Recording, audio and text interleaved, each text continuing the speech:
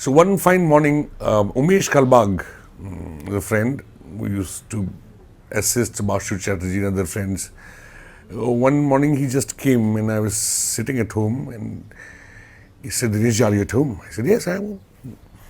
MT would like to meet you. I said, MT who? He said, the film director. I was, MT coming to my place. Well, in 5 minutes he was there and in front of me, and I just couldn't believe I'm meeting MT, physically.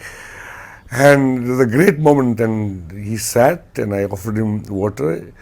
And the first thing he said, Dineshji, I am coming all the way from Trivandrum to meet you. I said, for what? I'm making a film.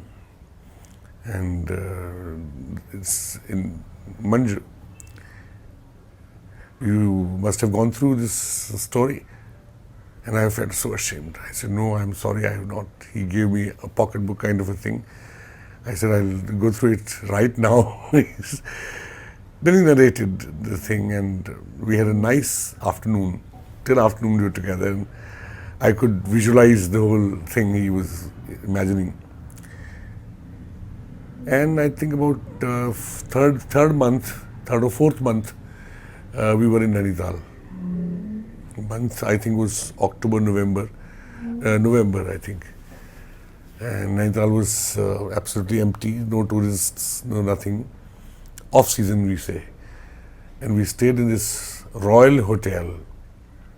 I'm very happy to say that Royal Hotel still exists in the same manner, those old British fireplaces.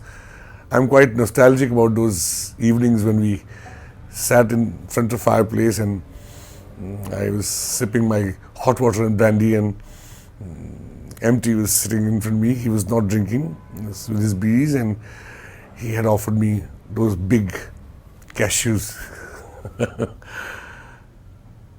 And we worked together. And now this Sardarji, which I was playing in this film,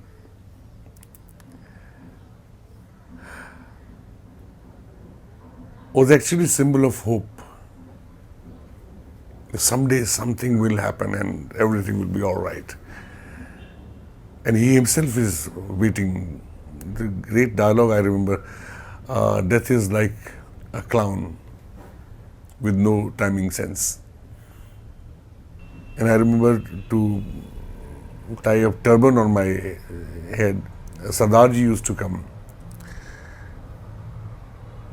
And hurriedly we used to do everything, you see. Now to create that Sardarji out of Dinesh was a little time consuming because a beard also had to be added, and hair, you know. But we used to do that, and we used to go to work. And I have worked with several directors actually. But there was something very, very special about MT. MT would never act out things and tell us how it should be spoken or how it should be acted. But he will just like whispering something in your ear, and he behind the camera was enough to get what he wants. A little smile would come on his face and his eyes will, you know, I have noticed his eyes are charcoal black. But when he is actually there and responding, they brighten up. Like a coal starts burning, that kind of a thing.